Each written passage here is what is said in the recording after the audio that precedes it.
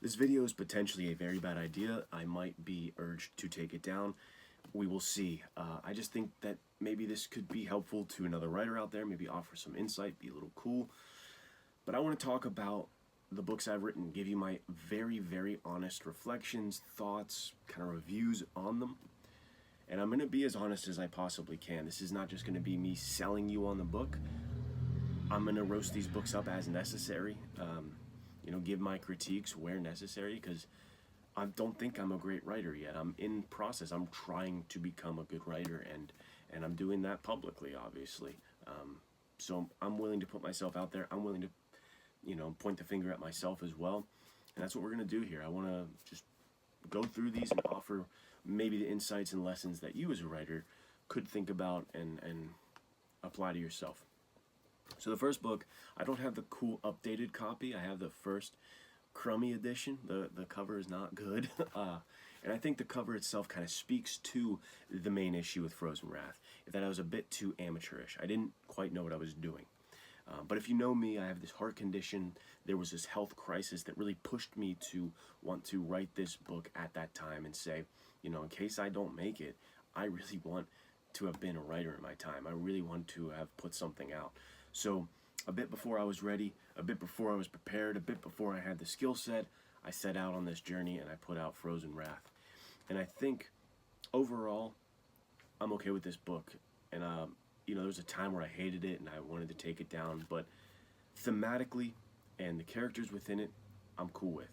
It's the language itself that falls short for me. I think I was trying too hard to be poetic and trying too hard to be edgy. Thinking I was Cormac McCarthy or Taylor Sheridan or something, when I'm not. So that was kind of the biggest issue, is not being a just solid enough writer yet. My prose was not there yet. So that's that one. Retaliation Mountain is the sequel to Frozen Wrath, picks up right where it leaves off. And this one, the issue with this one is that it is a short book, right? Just like Frozen Wrath. But Frozen Wrath is very singularly focused. It's Dante Gibbs trekking into the woods to find a boy who's gone missing in the town. That's linked to the motorcycle club that he founded back in the day. So it's very singularly focused, and that helps build out the thematics, helps build the character study, helps everything kind of cohesively work together. But for Retaliation Mountain, it's like I discovered a character within this, Hunter Moss, that I ended up liking a bit more than I liked my main character. So the focus gets a bit split, and it gets a little uneven, and it gets a little unfocused.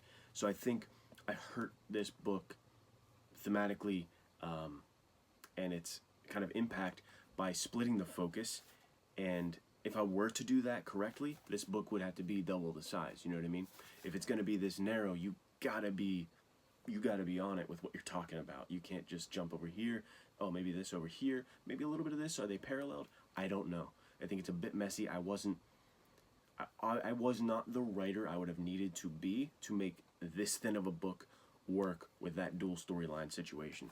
So it's a bit messy, a bit unfocused, but I think probably a slight improvement prose-wise from Frozen Wrath. But not much, because it wasn't too long after that I wrote this. So I think that's still kind of in the amateur, not quite ready to write a book phase. It's not until Vipers and Red Rocks, this third book that I wrote, that I think prose-wise I started to come into my own. Again, I claim not to be a great writer. I'm not saying I am. That's not what I'm saying. But I think this is when I kind of got up to code and up to standard for myself, at least. Looking at it now, I can still be like, okay, yeah, that works. Maybe I'll look at it in 5 years and go, wow, the writing's terrible. Get away from me. We'll see. But I think writing-wise, I finally kind of came into my own with the prose. And with this one, again, it's back to being a bit more focused. It's like Frozen Wrath. I think it's almost like me re-attempting to do Frozen Wrath with a different style. Because I've talked about this in the past, there was a metamorphosis that happened with me between these two books and this one, where I had a child, I had a son, and I looked back at these two books that I had written trying to be too edgy and too dark and pretending to be Cormac McCarthy, and I was like, look, I want to add something a little more hopeful, a little more optimistic, a little more heroic into my son's life. I want him to pick up my books and not get the impression the world is just dark, bleak sadness. I want him to pick up the book and see people fighting out of love and fighting with a code. And if if you read this book and take away that there is hope and light in the world, that's better for me than picking this up and being like, dude, wow, the world is really, really, really dark, and bad people have to do bad things and good people have to do bad things. Like, I didn't want to go down that route too much. So this one is kind of a bridge into a new style of writing for me, where I wanted to discuss that, fighting out of love, fighting for love, and being overall more hopeful, more optimistic, more in line with something you'd read in Louis L'Amour, something classically heroic, but not afraid to touch on the darker aspects of life, because we don't want to be naive to that, right? Well, that brings us to Fire in the Tall Grass, and this is the book that I'm most proud of. This is the one book that I think I look at and I have no real complaints, no real issues with. I'm just happy with. I'm fulfilled with this one.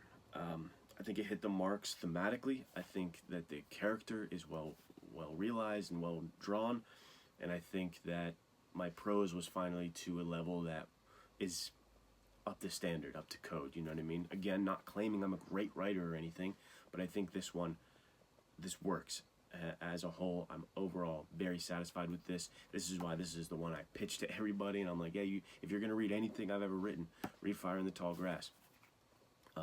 And if you haven't read it, Noah Redford is kind of this, he's a former World War I pilot. He's out in Africa doing some hunting, and this mother and her son come up to him and ask if he will be willing to help them find the kid's father, because he's been missing in this very dark area of the Congo that's not safe, and they need an escort.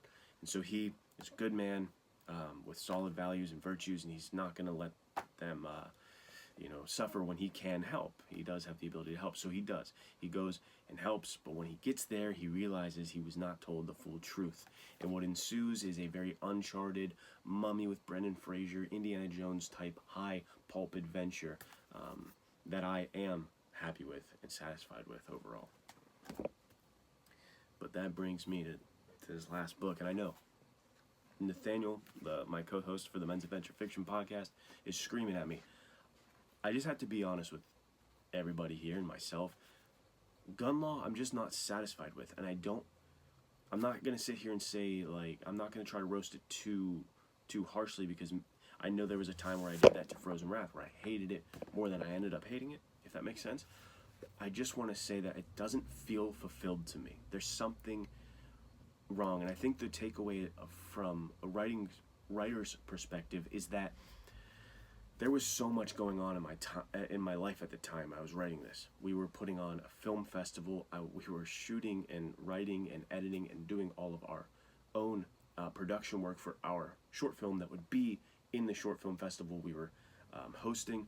We were putting out 10 books from 10 different authors at that time. I was doing the formatting, the editing, the KDP listing. I was doing all of that for that at the time. I was on a trip to Disney with my family at the time. I was in no position to be writing this book and trying to get it out when I got it out. I was unfocused and chaotic and sporadic with my writing, so that really hurt this one, I think. What I wanted this to be was kind of the Lone Ranger elevated a bit. I wanted to give an updated, modern example of a supremely high adventure Western. And I think I did give a high adventure Western. There's so much action, there's big set pieces. But where I'm upset with this book, where I feel like it's not fulfilled, is unlike Frozen Wrath, and unlike Fire in the Tall Grass, and unlike Vipers and Red Rocks, and unlike Retaliation Mountain, for the first time ever, I feel like there's not a deeply drawn character. Cole Hartnett is kind of just cardboard to me. He's kind of just flat and unremarkable. He's kind of generic. I don't know. And that's the one thing I'm very unhappy with that. And so it's at this situation, at this juncture, or whatever, as a writer, what do you do with a book that you look back on and you go, oh no, I dropped the ball? Because I think of someone like Sylvester Stallone, who I greatly admire and look up to, and he's inspired my writing career in so many ways. He's had some stinkers, right? He's got some movies that he looks back on and goes, oh, why did I do that? What did I do? So it's like, how do you handle that? How do you handle a book that you don't like? Do I take it down off KDP? Do I do I let the people who enjoy it just enjoy it and step back? I don't know. But I find it interesting, and I think, this is what sparked me wanting to do this whole run. Because I've had some interesting back and forths with my beliefs and understanding about myself as a writer. Like I said, there was a time where I almost took down Frozen Wrath and Retaliation Mountain entirely and just, let's start fresh from Vipers. It's weird. I don't know. But ultimately, as a writer, you have to be willing to grow, to make mistakes, to fall and fail even in front of the public eye if you're going to be putting out books. So that's what happened here, I think. I know Nathaniel and other people might disagree. They might have had some fun with this book. But I just feel like it was ultimately unfulfilled. It's left something to be desired. It was just a bit more hollow than I would like.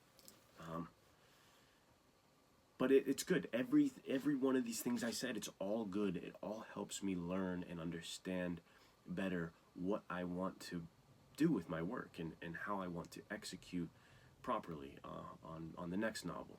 And that's where the next thing I'm putting out is Noah Redford 2. I'm putting out a sequel there, technically a prequel.